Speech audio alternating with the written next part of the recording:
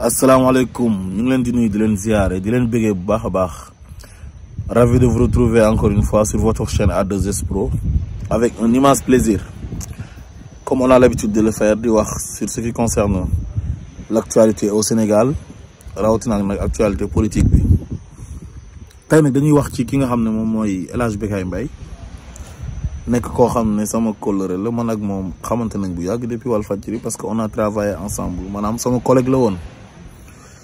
bi mu ubbee rajoom boobu tamit Sénégal FM jaar naa fa doon jàpp ci liggéey bi waaye nag malheureusement yàgguma fa man nag réew mi du ma ci kaf du ma ci ree quoi loo nekk sama xarit soo nekkee sama frère sama sœur réew mi man du ma ci kaf du ma ci ree man lu jëmale réew mi kanam ci laa nekk lu soppi réew mi ci laa nekk képp koo xamante ni yow doxoo ci liy soppi réew mi ak jafe-jafe yi waa réew mi di jànkonteel wax dëgg yàlla soo génnee wax loo xam ne arrangé wul réew mi sa intérêt personnel la ñun dinañ génn tontu dafa am benn mbër boo xam ne da doon def xam naa cérémonie de signature de contrat la woon mbër bi ñu jox ko micro muy wax xalaatam ci réew mi les affaires de la cité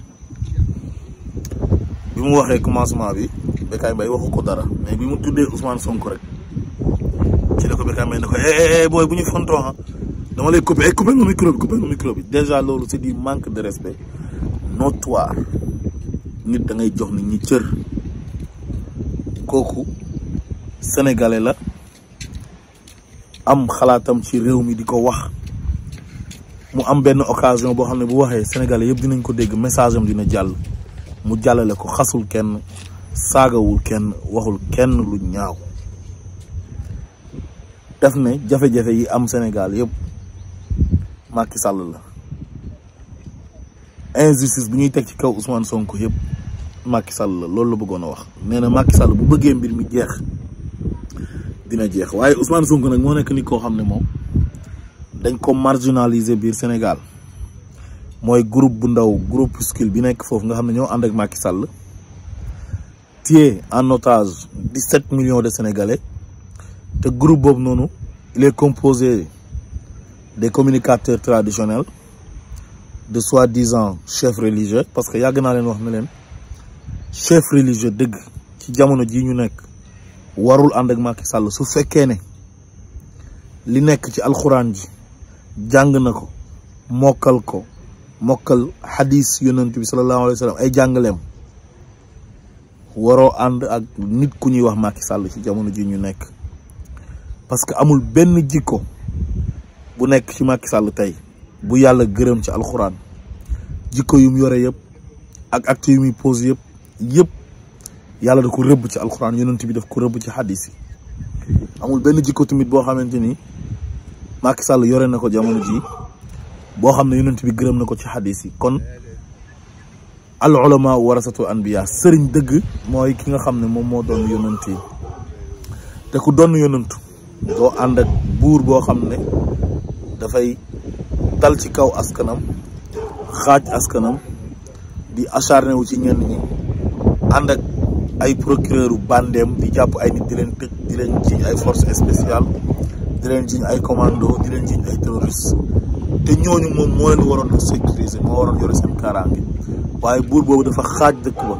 ñu ànd ak moom di def lu leen neex ñu àndat ak moom mu leen di réprimer kon sëriñ bu doon yonent bi dëgg warul ànd ak Macky Sall loolu sama conviction la te lu ma gëm la ba tey ci groupe bi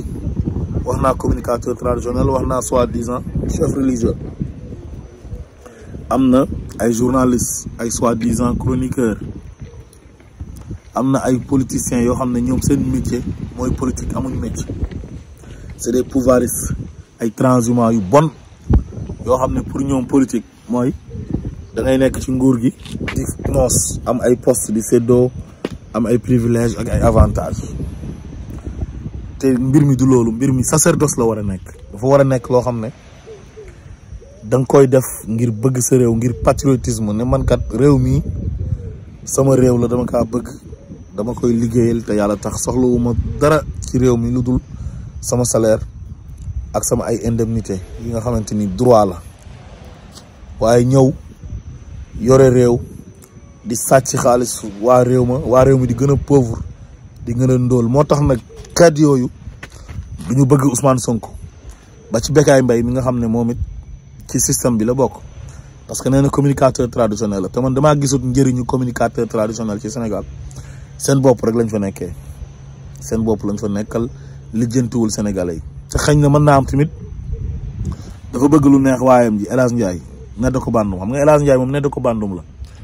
bu ngeen fàttali ko Pape Alé Niang Ousmane Sonko sax moo tax daanaka El Hadj Ndiaye dàq ko parce que Pape Alé Niang dafa invité woon Ousmane Sonko benn 31 décembre ci loolu lañ ko mettre la pression ba mu dàq ko jour boobu yéen a ngi fàttaliku sax ci biir émission bi la El Hadj Ndiaye ñëw di perturber émission bi parce que Ousmane Sonko lay invité parce que boobu mu ngi jot benn pression bu jógee ko ci palais ba donc lu tax ñuy invité Ousmane Sonko waruñ ko invité te li Pape Alé Niang defal Ousmane Sonko noonu ci 31 décembre boobu loolu la defaloon Macky Sall 31 décembre 2011 ba Macky Sall jox Sénégalais yi programme am xam nga ci émission boobu noonu bokk na sax ci lu fal Macky Sall parce que programme bu bëri foofu la koy étaler wane ne bu jotee réew mi fii la koy jaarale ak fii dénoncer li nga xam ne tamit moom moo tax réew mi nekk ci jafe-jafe moom moo teree avancer réew mi. El Hadj Ndiaye dañ ko teg pression waa palais ba ñoo ko mettre la pression ba mu jëlee fa Pape Alé Niang parce que Macky Sall dafa bëgg museler la presse sénégalaise te réussir na ci presse classique bi quoi xam nga boo jëlee ay RFM ak ay l'Observateur daanaka léegi moom moo ko téyel boppam daanaka ñooñu luy saaga Ousmane Sonko luy xas opposition bi ci la ñuy dox luy neexal Macky Sall ñu nekk ci am na ay journaux yu bëri ay lii quotidien ay les échos ak yeneen yeneen koy dégg xam nga mut baan bu doon sóob xam nga naan moom dafa contre Macky Sall gis nga léegi Ousmane Sonko la def ennemi quoi di clash Ousmane Sonko di ko attaquer à chaque fois kon moom dafa fekk une presse affamée xiif yore na xaalis mu jënd leen am na ay ponkal yoo xam ne tamit ñoom xëcc na leen ci wetam comme ay Abdou Latif Coulibaly ay ñoom Abou Abel Thiam donte Abou Abel Thiam sax ñoom ñaar yàgg nañ quoi avant muy nekk président boobu Abou Abel mu ngi woon Walfadjri xam nga bi mu nekkee ministre de l'intérieur la ko jëloon ci cabinet muy ànd ak moom sincèrement kooku moom am na sax mérite ñoom El Hadj Kassé ñoom Aline Fall ak frère Ourey Thiam boobu noonu rek xam nga ñoom ñëpp tey ak ñeneen ñoo xam ne boo doon lim da ngay juum ñoom ñëpp jënd na leen yóbbu leen ci palais ba donc groupe bu ndaw boobu groupuscule boobu ñoom ñoo jàpp ne Sénégal ñoom ñoo ko moom ba tax na ki nga xam ne moom lañ jàpp ne moo leen arrangé moom moo war a toog foofu noonu moo tax ñuy xeex Ousmane Sonko Bécaye Mbaye nag ci ñooñu la nekk dafa jaaduwul benn mbër boo xam ne ci réew mi la dëkk bokk ci réew mi am xalaatam di ko wax nga naan ko damay dagg sa micro coupeel ma ko man bala ñoo dee ñu jël politique nar ko bonal ba yenn place yi boo fay wax politique sax ñu naan non fii waroo fay wax politique war na man tey Bécaye Mbaye bu ñu ko laajoon na ko lu tax nga coupé micro boobu daf naan waaw foofu kenn waxu fa waxu politique waxu làmb lañ fay wax xam nga te pourtant politique c'est l'affaire de la cité c'est l'art de gérer la cité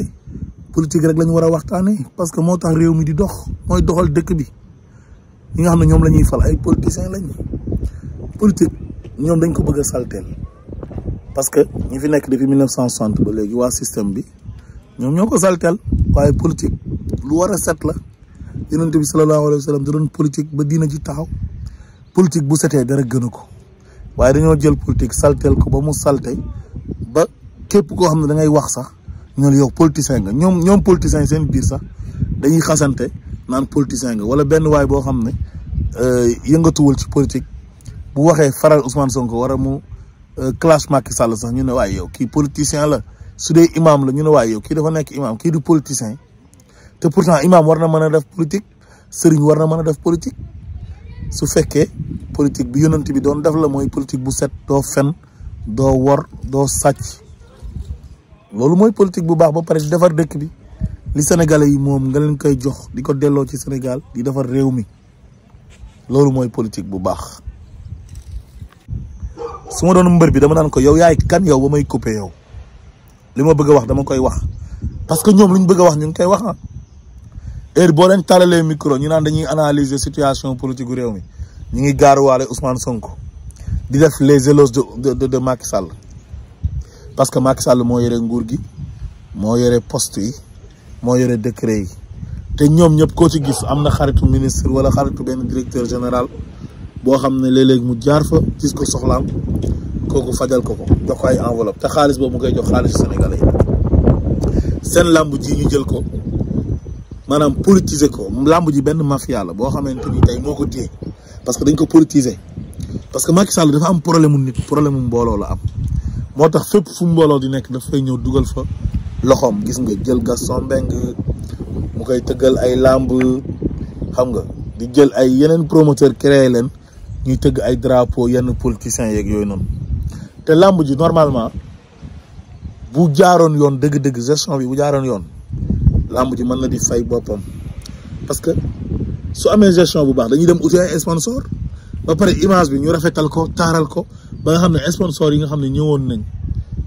ci année 2005 2006 nga xam ne làmb dafa dekkiwaatoon jamono jooj mooy bi ñoom Modou Lo di soog a ñëw ñoom Issa Pouye ak ñoom Balla Gaye révélation yooyu noonu ñëwoon xam nga te Gaston doon def classe bi loolu initiative bu baaxoon la woon waaye dañoo dem ba mu yàgg ñu politiser ko xam nga Gaston Mbengue gëmul dara xaalis la gëm ba pare violence bi nekk ci làmb ji moo tax ay orange ak yëpp retiré wu ak yenn sponsor yu mag yi mais tey làmb ji buñ ko organiser woon ba mu baax sponsor yi dinañ ñëw doy ñuy jënd billet promoteurs yi mën a fay mbëri te duñ tuddee ay nit drapeau parce que nit ñi ñuy tuddee drapeau mais nit ñooñu ñu si bëri amuñ xaalis ah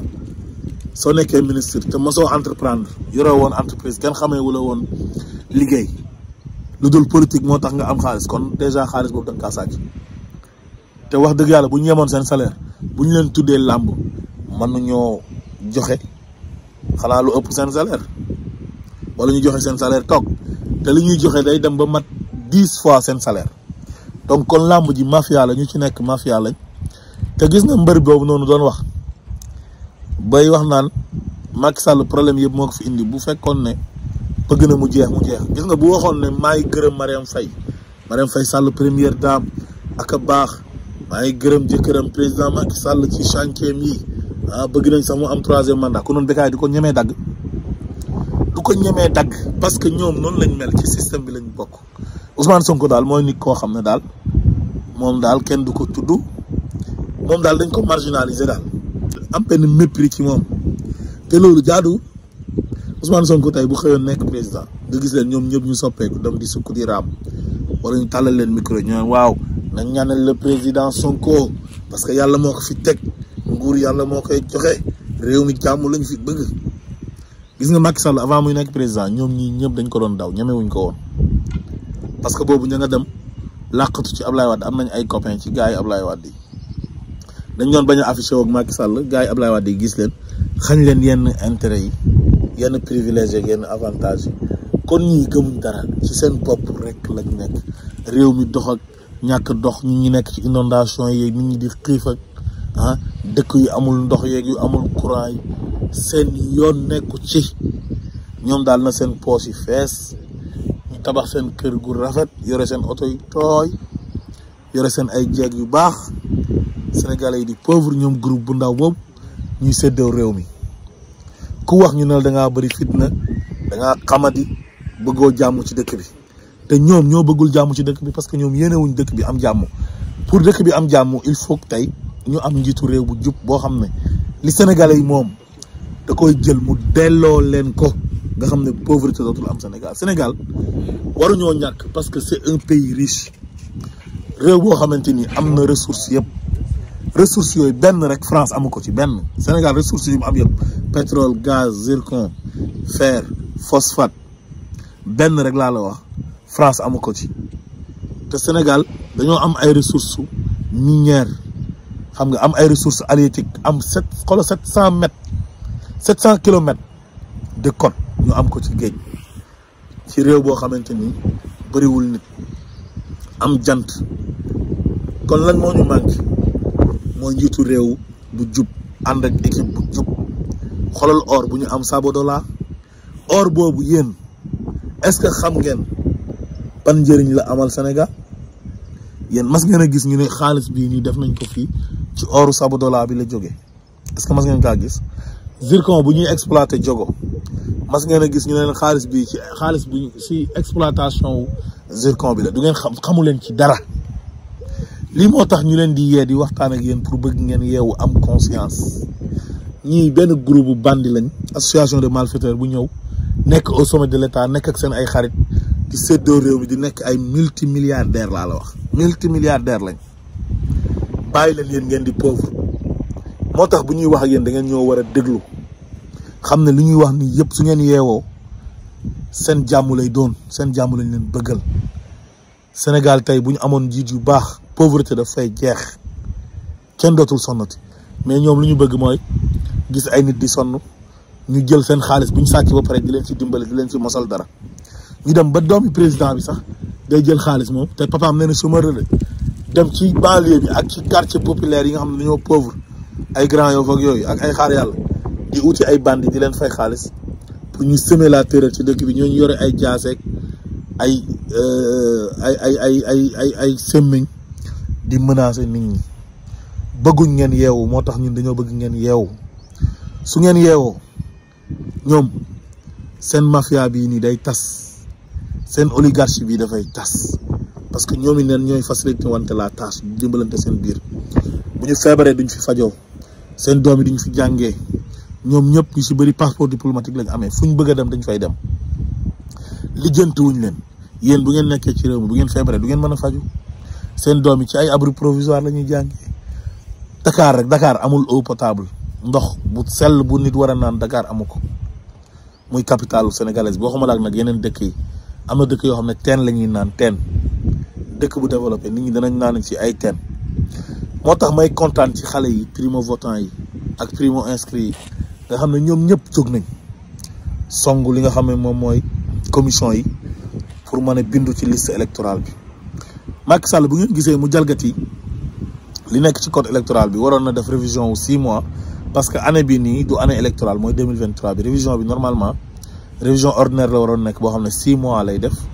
ñi nga xam ne seen carte d'identité dafa réer ñu dem def certificat de perte ñëw ut seen carte d'identité ak seen carte électeur ñi nga xamante ni dañoo bëgg a changer lieu de vote ak bureau de vote ñoom it ñu profité changer loolu moo tax code électoral bi prévoir ko ak ñi nga xam ne ay primo votant lañu ak primo inscrit ñu profité inscrire profité fas yéene voté ñi nga xam dañuy am en 2024 février 18 ans ñu mën a voté léegi Macky comme moom problème mu nit la am rawatina ak jeunesse bi xam na ne kenn du ko votel moom bu forcé woon jàll te loolu du am amul droit nekk candidat bu forcé woon jàll kenn du ko votel bu tegee candidat kenn du ko votel léegi nag loolu la xam moo tax muy xeex Ousmane Sonko ba pare di jafeel bindu bi ci liste électorale boo nekkee un citoyen ak réew boo mën di nekk nga judd am extrait de naissance am sa carte d'identité nationale boo majeure wala sax am na ñoo xam ne avant ngay majeur di nga am carte d'identité da ngaa am droit boo demee ba nekk majeur toll ci âge vote nga am carte d'électeur booy falee ak booy follee France boo amee 18 ans c'est automatique dañ la ko yónnee ci sa boîte aux lettres ak réew yu am démocratie yu mag yëpp ci àdduna bi suñu réewu africain yële na la ak Sénégal yi rek ngay gis nit am nationalité sénégalaise nekk sénégalais di bëgg carte bu mu voté muy jafe ñu naan la ay da ngay dem rang ci commission yeeg da ngay dem uti ji ay certificat de domicile ak certificat de résidence yooyu ay caaxaan la loolu ay caaxaan la nit da ngaa war a am carte électeur bu yomb lool ci yow comme ni nga amee droit bi nga juddoo ñu déclaré ci état civil bi nga am extrait de naissance nga am li nga xam ne moom mooy carte d'identité nationale noonu nga amee droit am sa carte électeur mais genre mag yi dañoo xam ne kenn du leen votel ku ànd ak ñoom kenn du leen votel te ay jaam lañ duñ ay gor bëgguñoo bàyyi réew mi dañ leen a jox réew mi ci njëkk ak teraanga ñu ne duñ ko delloo duñ ñu rendre la monnaie di indil Sénégalais ay jafe-jafe di fi indi ay tension politique ay crise politique di fexe nit ñi ñu bañ a voté ku bëgg a bokk Macky Sall na la doo bokk su la yóbbul justice utal la dossier judiciaire pour recaler sa candidature dina la recaler ci parrainage bi xam nga ku bëgg a nekk candidat Macky na la doo nekk candidat su ma neexul ku bëgg a voté mu ne la doo voté xam nga loolu dafa métti moo tax na gis nga 1 mois bii nii daf leen war a jaral lu nekk ñu yore place nañ tëj seen place yi fexe ba inscrire ñuy jàngi nañ fexe ba dem inscrire buñ paree rattraper cours yi léegi nag gis nañ ne jeunesse bi déterminé wu nañ macha allah kenn ku ci nekk bëgg nga am sa carte d'identité ak sa carte électeur pour mën a voter te détermination wu primo votant yi ñoom xam nañ ne ñoom taxuñ loolu moo tax nag ñuy gën a teengal affaire bi di gën a jafeel affaire bi waaye yéen daal lépp lu mu leen jaral ñoom pour ñu jafeel affaire bi yéen na leen ko jaral pour ngeen am ko bu ñu leen joxee seen récépissé xool leen ko bu baax a baax ndax defuñ ci erreur parce que ñoo koy tey dañ ciy def erreur pour bëgg leen a gàllankoor indil leen ay problème ngeen bañ a voté kon daal message boobu la ñu amoon encore une fois ñu ngi gën a ñaax jeunesse bi ñu gën a jóg mag ñi ndaw ñi ñëpp dem bindu ji ci liste électorale asalaamaaleykum wa rahmatullah